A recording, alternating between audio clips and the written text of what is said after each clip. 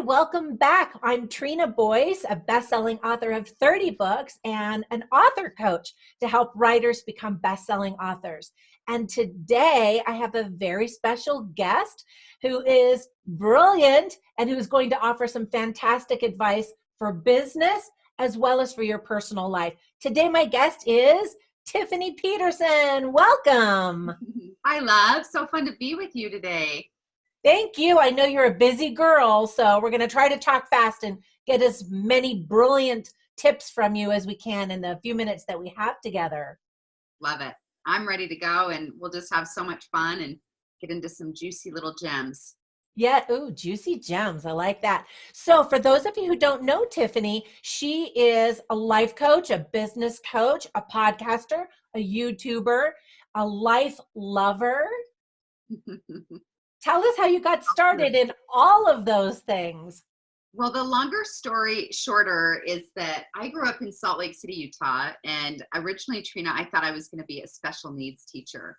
And I worked in 3 classrooms over 2 years as an aide while I was going to school, and always had a soft spot for kids with disabilities, and I've always had the heart of being a teacher. I just thought it would be in a traditional classroom. And then as fate and life would have it, I went and met someone that was in the training development world. We were on a double date in college, and I went to work for their firm. And from there, I went to work for Stephen Covey. And I worked for many years for Franklin Covey, and then on to the Rich Dad, Poor Dad brand, Robert Kiyosaki's work, and Jack Canfield, Chicken Soup for the Soul creator, and amazing gentleman. And I helped them make millions and millions of dollars in sales, even though I never, ever thought I would be in sales. Never thought that in a million years. I thought, again, I was going to be a traditional teacher. And then I thought I was going to be a stay-at-home mom and raise babies. And so Halloween costumes for real. Like that was the plan. And life, as we all can probably relate to, looks a little different than the way we planned. But the same heartbeat was always, I've loved to help people learn and progress, and especially work through their challenges and have new opportunities and new possibilities. And so when I worked for Covey and Canfield and Rich Dad, I did so well selling as no one with background in sales, but I learned how to sell, had a lot of passion, a lot of work ethic, and learned how to sell along the way. They asked me at some point along the way, I became their corporate trainer, and I was training other salespeople. And with the combination of sales and the combination of mindset and personal growth and the thoughts that we think and the energy, because so much of being successful in sales has to do with what's happening in your primetime real estate, which is what's between your ears, right? And so for me, I loved being a trainer. So I was someone else's corporate trainer for years. And a little over 10 years ago, I just celebrated my big 10-year anniversary, big fun party and gathering for that. But I've been in business doing my own little thing as a woman in business for 10 years now. And a combination of speaking and coaching around those same topics of mindset, self-worth, self-esteem, as well as then the sales process of creating or closing more sales. So it's been quite a journey, woman, something I never could have planned. It's been very God-guided, as I love to say. And what an adventure, right? In those 10 years of creating my own experience. Well, what a great blessing you have been to millions of people in your work. And God-given is such a great term. I love that. So now we have a lot of people that watch this channel who are authors, singers, musicians, publishers, directors, people in the film industry. And a lot of them are sort of self-starters where they have books to sell or CDs to sell. So let's hear some great sales tips before we get into the whole mindset, because that ultimately is the most important. So what tips do you have? So I think about, I'll share one thought that's from the principle of it or the heartbeat of it, and then we can talk a thing or two around strategy. Is the heartbeat of your business or your art or your craft. You just rattled off a lot of people that are creatives, right? In some form or another. They're writing and sharing their art that way. They're singing it. They're creating of it. But I do believe we're all artists in some way, whether we know that or not. So the heartbeat, though, of sharing your work with the world is service, right? Is to have it be a form of you choose to show up to serve. And I really believe this wholeheartedly is no matter what anyone sells. Yesterday I was with a real estate group, realtors group. 2 days before that, I was with a medical aesthetics group. Last weekend, I was with a large direct sales company in Palm Springs. And so I've been in a lot of audiences speaking over the last few days even, and it will be that way throughout the year, is no matter what audience I'm with, is we're all in the people business, right? 100% you're in the people business, relationship business. Like how you and I met is through a relationship, and how every one of you, people meet you, whether they find you online or they introduce you, but somehow, some way of how people are going to buy from you, do business with you, do life with you, has to do with, do they feel a connection with you? Is there a relationship that's there? And so I think what matters foundationally is that you have a heartbeat of service, and you have a heartbeat that says, how can I add more value? Tony Robbins says it this way: dollars follow value. And so choosing into being the kind of person that says, I'm going to add more value to more people. And there's various ways that you can do that, right? Absolutely. And we'll talk about that in just a moment, strategically, of how we share your message with more people. But foundationally is knowing it's like you have a gift to give, and the power of, I'm in the business to help other people get their needs met. That is foundationally to me of what it means to be in sales, is you're in the business of meeting the needs of other people, right? You're a solutions provider. A sale is simply an exchange of value. And so a lot of times we have resistance, though, to being in sales or selling. Like all of you watching or listening are probably great to own your craft. You love your craft, love your craft, love your craft, believe in it, love it. Yet when it comes to selling it, it's a lot of times we can have resistance to that because of the mindset and the story we have around sales. So come back to service, right? Is that you're in the business of service and in the people business, and you make people your business. My business has heavily been built on this principle, is choosing to show up to nourish my network, as I like to say that, is, are you actively and proactively nourishing your relationships? And whether that's sending them a kind text, if it's going to lunch with someone, if it's sending people, you're making phone calls, connection calls, as I like to call them. But I think understanding that foundationally to sales, no matter what you sell, is you're in the people business, and that you choose in to help people feel seen, heard, valued, respected, included by you. As humans have the same core human needs. You have them, I have them, everyone you do life with currently or will meet, is that every human has those same needs. Is, do I feel seen by you? Do I feel valued by you? Do I feel respected by you? A woman that I wasn't necessarily turned on to her music for quite some time.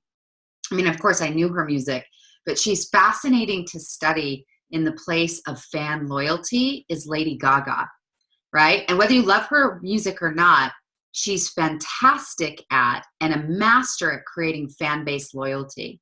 Her Because, little monsters, right? Isn't that what yeah, she calls them? exactly. Right? Katy Perry, same thing, and her kitty cats and things like that, is great artists and part of, and Taylor Swift and Swifties, and being part of their massive part of their brand isn't just, hey, what can you do for me? Are you going to buy my art? Are you going to buy my music or my book or book me to speak? Is that they have it so clear that they know it's their fans, it's their people, it's their relationships that have created the success that they have. And to take excellent care. So right now I want all of you thinking about who really shows up for you. Who are your raving fans in your home or in your friendships or in your business? And to be intentional to go nourish those relationships. Again, you might take them to lunch, you might send them flowers. I'm a big believer of the handwritten note, and having stationery, especially with how digitally based we are today, is to do those things where, how do you be the standout, right? How are you the person that people remember you and think, how did you make them feel? Because how people feel in your presence or on your Instagram feed or at your concert or in reading your book, how you make people feel is your true business card.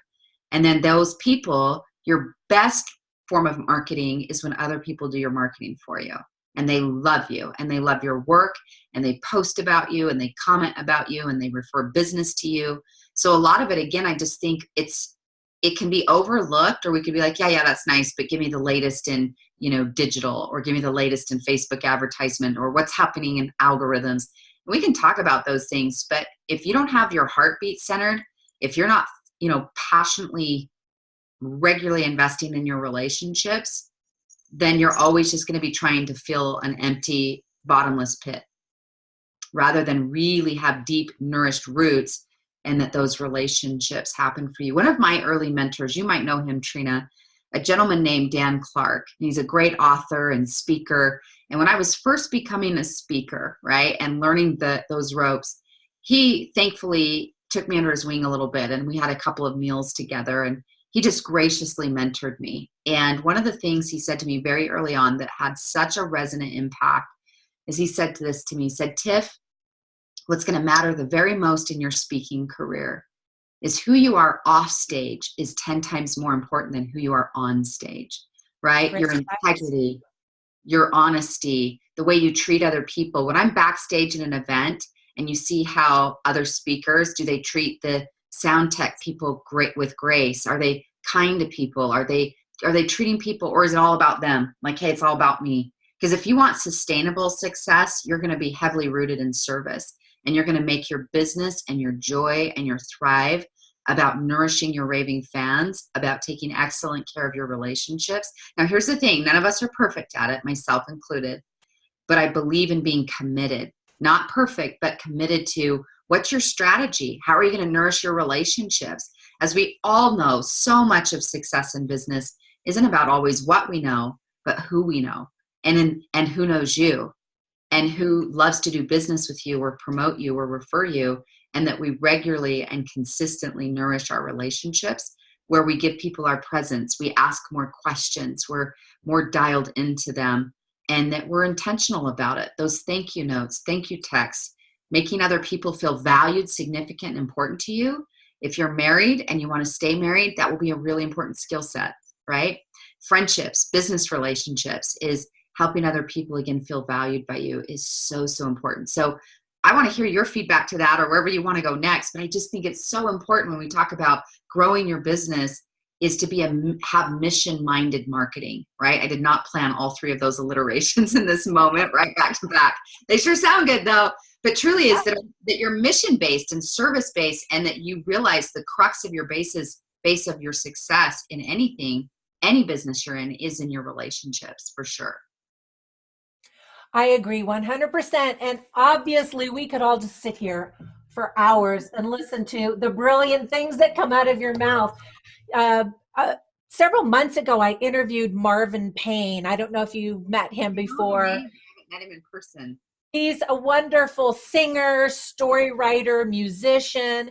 And I had asked him, I can't remember what the question was, something like, what is your big advice for musicians that want to emulate what you have done with your career over the decades? And I was really impressed with his answer. And he said it so simply. He said, it's not about you, which is what you just said. It's all about serving and giving. And I loved nourishing, the word that you used. We live in a relationship economy for sure. Amen, girl. So, yeah, so let me take it another step farther, because that is fantastic advice for sales. Sales is all about the story and the relationship. So, what would you say to someone who is starting a business or has one of these creative careers? And I know one of your taglines is you're created for greatness. So, what would your advice be for people who just feel like, I feel like I'm created for greatness, but it's not happening. I'm not living my best self yet. So, Yeah. let's talk about that mindset and your advice to help us rise. I love this question. And I think we could go a couple of angles if we can, because I Sure. think there's a few things that we can look at this. Is one is, timing is a big part of your success. And That's early so on, true. so some of it is just the lesson in patience and persistence. Mhm. And the lesson, what I love to share and teach, is the law of the harvest. You can find that video on my YouTube channel in just my name, Tiffany Peterson. It's a 3-minute video. But the law of the harvest is a true principle. So sometimes it is the faith lesson, the persistence lesson, that your harvest is coming.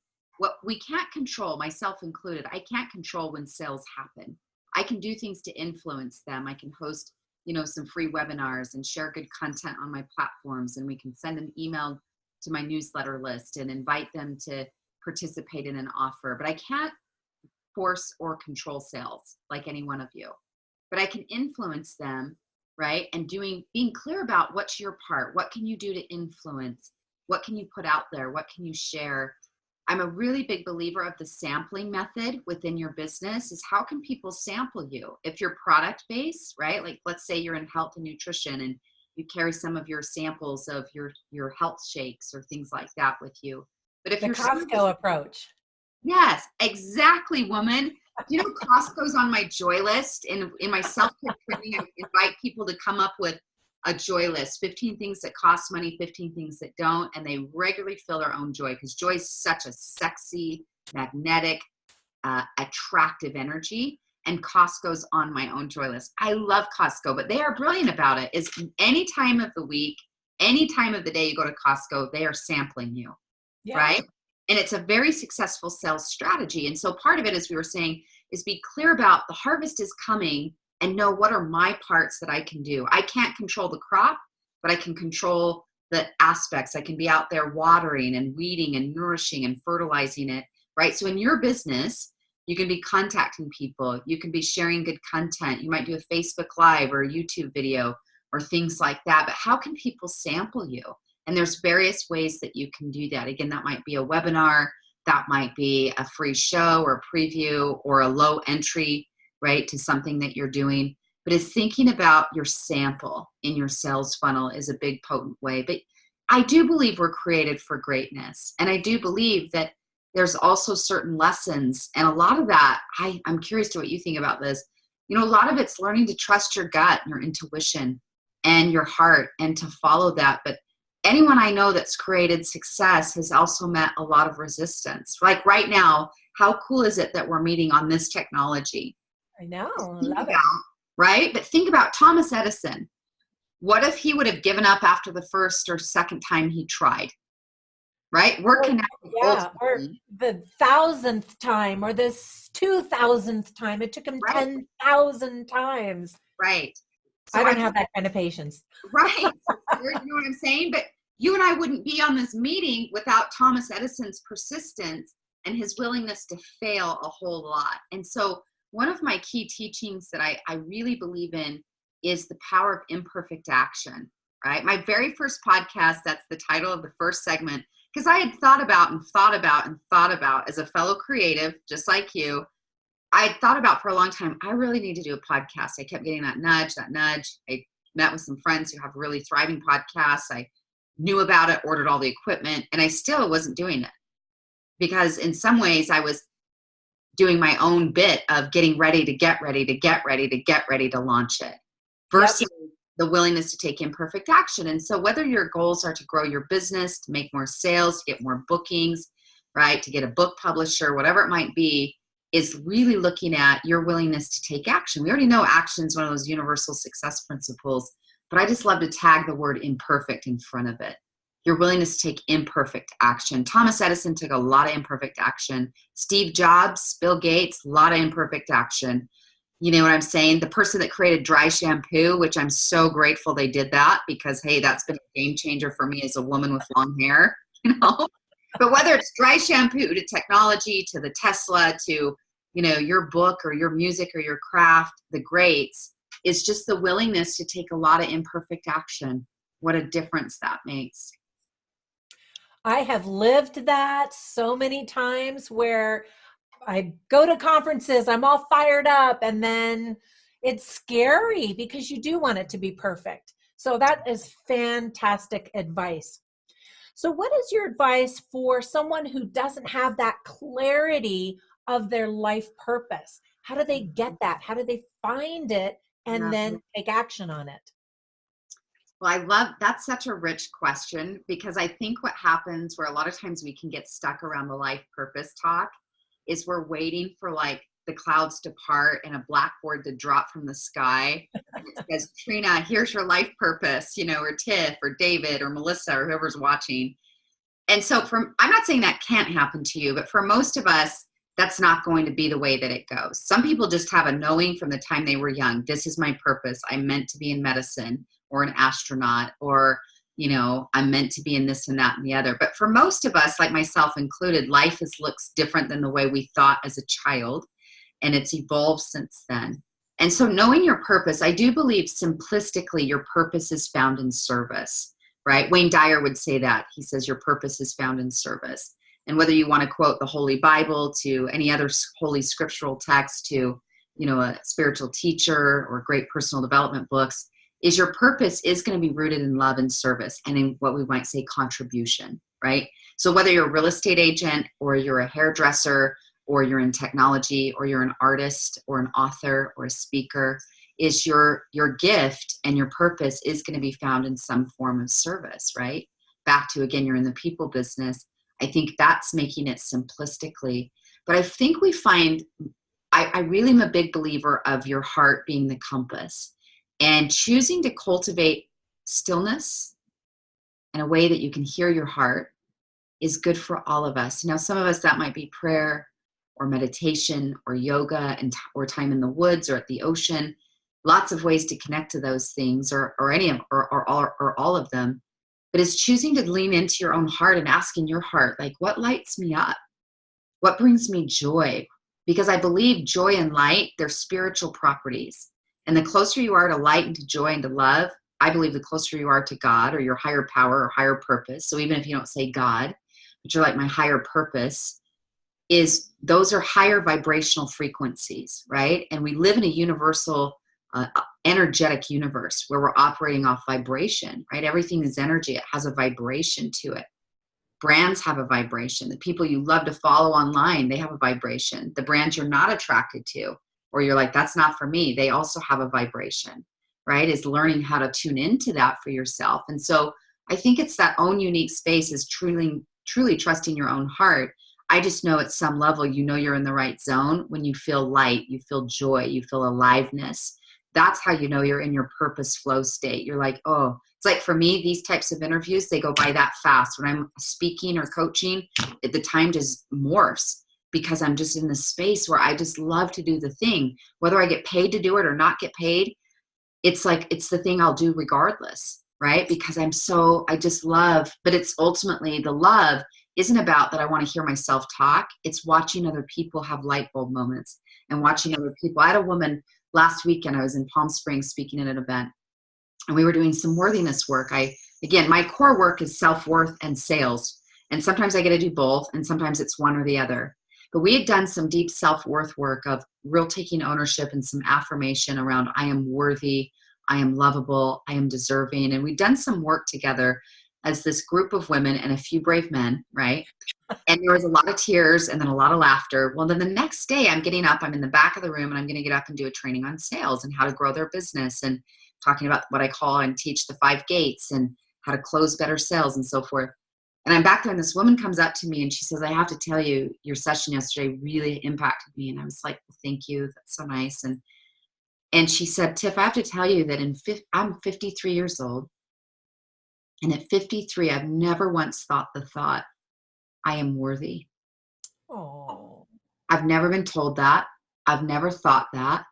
Big tears start to roll down her cheeks. There's another woman, her friend standing next to her, who said, yeah, for me as well. Like, this is so, it's just not familiar to me, and to know that about myself. And then I get all activated, Trina. I'm like, oh boy. And I'm like, I don't have waterproof mascara on, and I'm about to get on stage and teach on sales. And I'm in like my high energy. And now I'm in this emotional energy, and I'm feeling all the energy and all the vibrations of that. But I have to tell you, it's just like that moment for me, and seeing that and hearing that, we just had such an incredible experience. You know, the time, it's like, that's the point of why I love to do what I do, is watching someone have a light bulb moment. And whether they're 17, right? Like on Sunday, I'm going to speak to a group of young women at a church type function and share with them, or whether they're 87 or 92 or 45 or whatever age, but to have some light bulb moments, it's like, that fuels me, love, right? Now, might not be your thing, whatever your thing is. Some of you, it's like, I love to play the guitar and create song and to story, or I love to write. I'm a writer. But we all have the things that if you'll just tune in, you'll know it's like, there's a handful of things where I really just feel connected to so much light and love. And for me, that's how I just know, right? And it's just being in tune with that. So anyway, I know I'm spending a whole lot of time on that, but it just so matters, right? But it's often we think it might be this big grandiose thing. And if you feel called to a big grandiose thing, like I've got to save the elephants, or I'm really called to sex trafficking, or I know this is my purpose, you know, you follow that. But for many of us, I think it's the small, simple things. And for me, having a woman back of the room, Tracy from Cleveland, Ohio, who said, I'm 53 and I've never once thought the thought that I'm worthy. And that just put fuel in my tank for quite some time that says, oh, I want to help a lot more men and women know that they are powerful, incredible, beautiful human beings, and that they are worthy and deserving of creating life and love and experiencing these things. That does not mean it'll be easy for any one of us, but to have those moments for me, totally worth the, being in line at security at the airport, or, eating room service or whatever, because those moments feel the purpose of why I'm doing the things I'm doing. That is such good counsel, because I know life purpose is kind of big buzzwords right now. People are trying to figure out, well, what is it? And tapping into what brings you joy is the best advice. I love studying the whole vibrational energy that you were talking about. And I think it's curious and insightful, definitely telling that the two highest levels, if you look at the energy levels vertically, are gratitude and that joy. When your body just sings, your soul just sings, you're doing what you're supposed to be doing. I had a somewhat similar experience. I teach online for a university, but as I was also teaching classes at a culinary college, which I love food. But anyway, one day I was teaching a class about politics. The students were required to take this class, and I felt so bad for them because they wanted to get into the kitchen. But anyway, I was talking about whatever it was that I was talking about. And afterwards, one of the students came up to me and he said, "That was so insightful." And I could literally see that light bulb over his head. And I was like, yes, that's what I want. And whether it is your book, your speech, your music, whatever it is you do that turns on light bulbs, that is what your purpose is. So find that, do that, the thing that spreads more light and love into the world. Fantastic advice. Thank you, Tiffany. You're welcome. And thank you for sharing that. And I want to be a recipient of one of your cooking moments. I love people who love to cook, because I'm a foodie and I love food, and I love to bake, but I'm not as much of a cook. I'm a baker. Well, I'm mostly a big eater. Yes, you and me both. Good food, right? You have a new foodie podcast that I'll have to hear I'll about that. post the link up above. But tell us a little bit more about your podcast and your YouTube channel. And before I forget, everybody be sure and subscribe to all of her stuff, links above and below. Tell us where we can find you. Yes. So here on YouTube, you can find me just my name, Tiffany Peterson. If you search that, you'll find my channel. There's about 40 to 50 content-rich videos there on sales and mindset and self-care and productivity and that good stuff. So you can find me there. My podcast launched last October 1st. And I think we're 16 sessions that are live now. We're doing a weekly show. We took 2 weeks off for the holidays, but just loving that. And it's a combination of me sharing content and interviews with other thought leaders and mindset. But it's one of those things I just love to do. But I don't know if we have the time, but if we have the time, can I tell a little story about real life, about launching that baby? Of course. Behind the scenes? Yes. Because I think it's important to see that so when we launched, we went live day one, my podcast, not because of me, but because of my incredible tribe of humans. My podcast went new and noteworthy on day one, which is like the bestsellers list on Apple and top shows as well. So I was shocked, and I wasn't even tracking or watching it. One of my girlfriends sent it to me, a snapshot off her phone, and said, "Oh my goodness." Well, that's cool to know, but this is why I want to share behind the scenes, that when you're on the cusp, you probably know this as artists and creatives. If you've never read the book, The War of Art by Stephen Pressfield, I highly recommend it. He does use a little bit of language in case that's, sensitive, but the core message is he's talking about when we're on the cusp of growth and launching or creativity, it's normal to feel resistance, right? I mean, that's the same way an airplane takes off, is through resistance. We build muscle in the gym the same way. So, and fear. Yeah, resistance, but fear. Yes. Yeah. But here's what I want to share with you behind the scenes, just because I think as a fellow creative. So even though my podcast is thriving, it's doing well, you can find it under my name, just simply Tiffany Peterson Podcast, Apple, Spotify, Stitcher. But here's what the masses don't necessarily know what happened that week. So again, I've thought about a podcast for 2 years. We start recording. I have a podcast producer. We're getting everything dialed up, several shows, in the queue that we're ready to go live. The branding's been done for even 2 years. Like, I just knew the name of my podcast. I'd picked the name, the artwork's done. We share it with social. Like, we're a week out and I gather a group on social online and that are going to help be part of this fun launch party, and some fun prizes and all that good stuff. And the day that I click, a week before there'll be an actual show on the platform, we're sharing, hey, this is going live October 1st. It's ready to go and this and that. 2 hours later, I start to get a sore throat, right? Have any of you read, if you haven't read the book, also The Big Leap? Highly recommend that by Gay Hendricks. My coaching clients read one after the other. They go Big Leap and then the War of Art. And we talk through those principles because they're really complementary. But he talks about every time, you hit your upper limit and so forth. And so I start to get a sore throat. I'm totally healthy and well, but out of nowhere, I click publish and I get a sore throat, right in the throat chakra, like right in the throat space. I'm like, what? No. So I hit it with all my natural homeopathic. I cut out the sugar, cut out the dairy because those are inflammatories. And, I like them, but when you're not feeling well, get rid of them. And I, crank up the vitamins, crank up the broth, all the essential oils, you name it. Like, I'm doing all the things.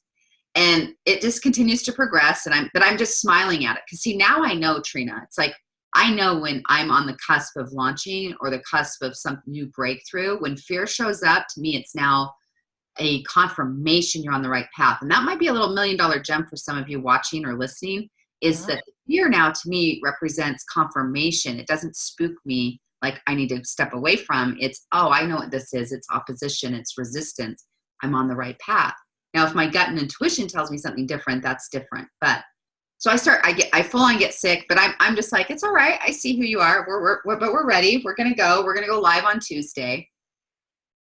On Friday afternoon, again, all my branding's done, my intros, my trailers, everything. On Friday afternoon, so 3 days before launch, I get an email from my assistant who says, hey, I've looked into this. I can't really find this, but you've been sent this letter. And I got sent a cease and desist letter about my podcast name. And that someone else had the same name, but in her name, right? And it wasn't trademarked yet. But the point being, I was like, what? So I I reach out to a friend of mine who's an attorney and said, will you look at this and interact? And she reaches out to their attorney and says, we can't find the trademark. She goes, well, you're not going to find it because we just filed for it last night. As they saw my show hit and was already ranking higher. And it's okay. I have no ill will at all towards this other human at all. I get it. And it is what it is. But here's the point. Everything, it's like the entire nursery is painted, decorated, ready to go. And then you find out like, oh, we're going to have to scrap that room and start over. Like it's ready. So just truth telling, because I'm a human. So we went back and forth and I realized I really didn't have any I wouldn't have been legally in a tough spot if they would have pushed the issue maybe down the road and would have just had to switch the name. And I checked with my producer and made sure that we could switch the name at any time. But now it just had all this tangled energy. Do you know what I mean? Like it just was kind of like mixed. So I crawled in bed, ordered some food, crawled in bed with Netflix, watched a good movie and bawled my eyes out.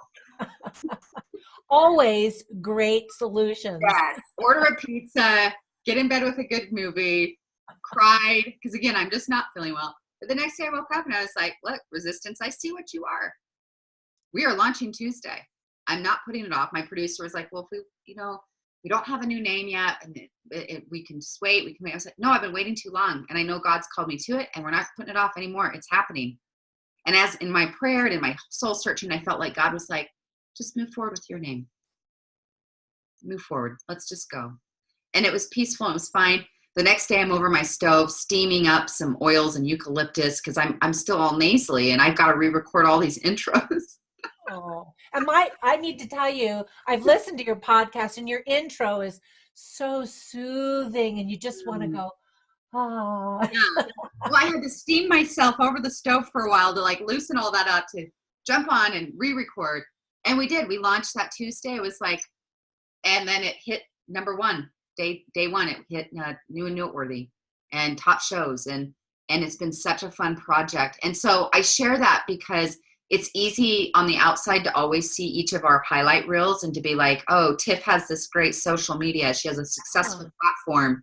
Her podcast, wow, she went, top out of the gate oh my goodness, a lot of that I would say is God's favor slash a great community.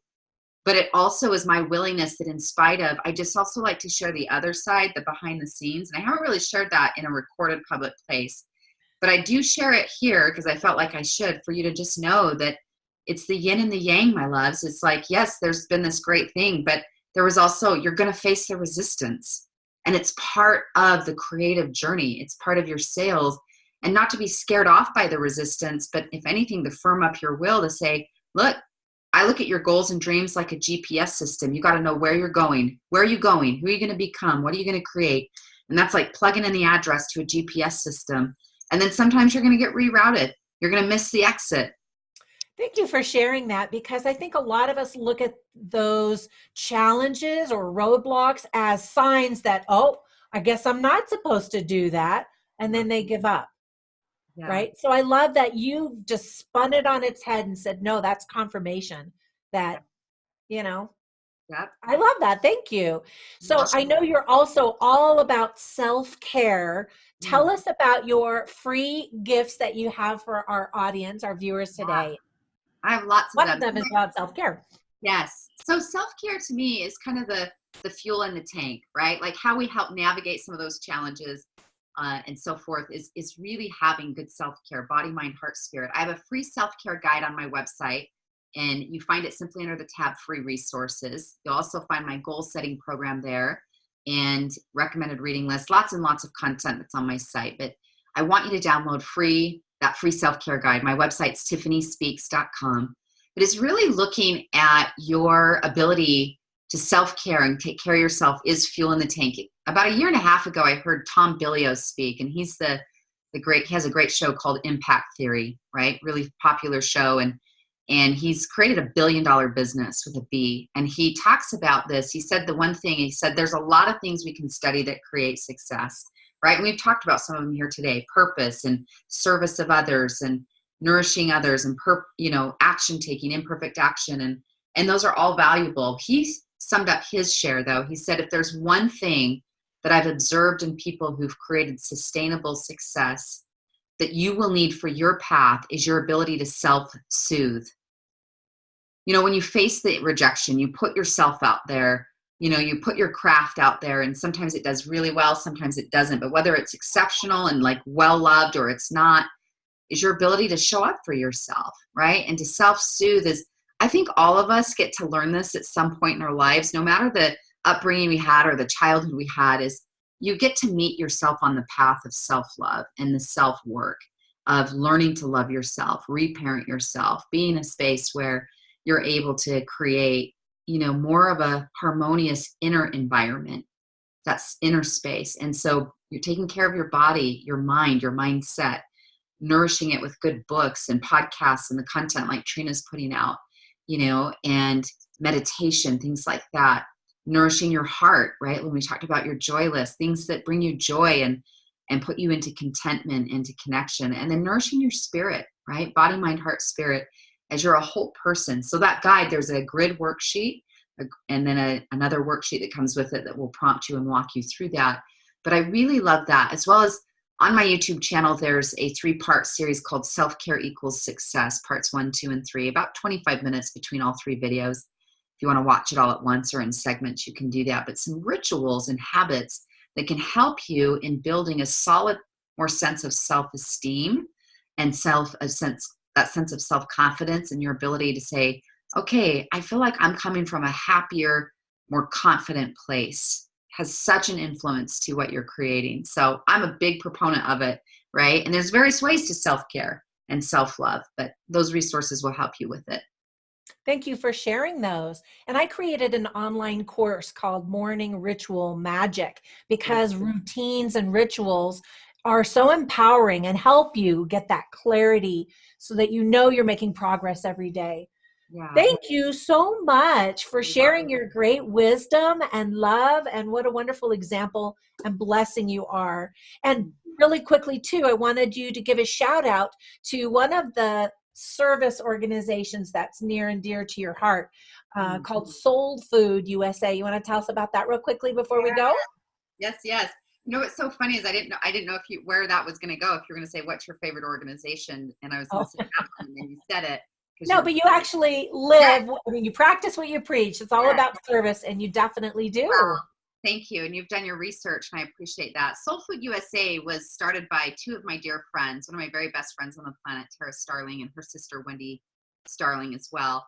And many years ago, those two ladies, they were thinking about, and Wendy was a single mom at the time. She's now married, but she was a single mom with two boys and really wanting to live and teach and model the principle of service, right? It's easy to read about it and talk to your kids about it, but to be out and do something. So one Sunday night, they were like, what do we have? And they had like a loaf of bread, some peanut butter and jelly, and they made up some sandwiches and had a few bottles of water and just took them down to some of the people on the streets in Salt Lake City that were currently experiencing homelessness.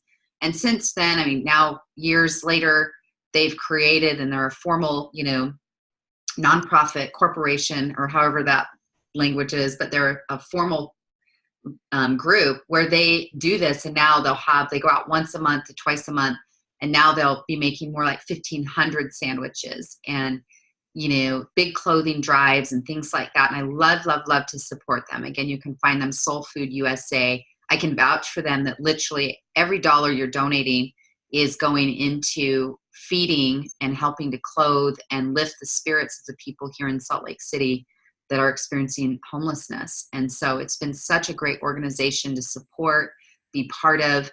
It's always good for the soul, right? Like, I think we're all meant here to help each other. It's what you're doing. It's what I'm doing, but in different ways to do that. But spending time, it's always a great perspective check, right? When you might be frustrated about slow internet, when some people they're not knowing where their next meal is coming from. And it's quite a reminder of like, you know what? I'm an abundantly blessed woman, and I want to share a lot of that with someone else. So thank you for asking that. I love your asking that. Well, thank you. I mean, you touch lives thousands at a time when you're speaking at these big events, but you also touch them one at a time. Your personal coaching, or just going and serving the homeless. You hand a sandwich one person at a time. So I love that. You're such a great inspiration. And again, thank you so much for spending time with us. I have a million more questions, but I know you need to go. So any last great words of wisdom or inspiration to leave us, so we're floating on the clouds as we say goodbye? I don't know if I'll put you on the clouds. It might actually be more of a thought that grounds you to the earth, right? Oh, there we go. Okay. Short and sweet there's a Zen proverb that I really love that says, before enlightenment, chopping wood, carrying water. After enlightenment, chopping wood, carrying water. And it is one of my favorite quotes on success because, it's easy, like behind me is my vision board, right? And to celebrate and to focus on outcomes and things you want and what you're creating. But I also believe heavily on focusing on the process, is focusing on that chopping wood and carrying water and doing the do, right? Another favorite quote of mine is Foster Hubbard, where he says, doing isn't difficult, deciding is. And so making some choices as we wrap up here today to say, let's go chop some wood and carry some water that moves me in the direction of what you want. Let's make some decisions. What decisions do I need to make? And then we're back to chopping wood and carrying water, but I love that that's real life and having joy for me in the process of that. So thank you again for letting me be part of your show, and so fun to connect with you and meet you. And I just wish you all the best in your 2020, and for all of you listening, the same. Oh, well, thank you. One of my favorite quotes is, everyone wants to save the world. No one wants to help mom do the dishes. Right, exactly. Right. So thank you for giving us very practical, grounded tips, as well as that more enlightened inspiration. You do it all. Thank you so much. Thanks, love. Happy 2020. Yes. Oh, and by the way, Tiffany and I will both be speaking at an LDS PMA conference in September in Provo, Utah. So I will see you in person there if I don't see you before then. All right. Thank you. Bye. Bye for now.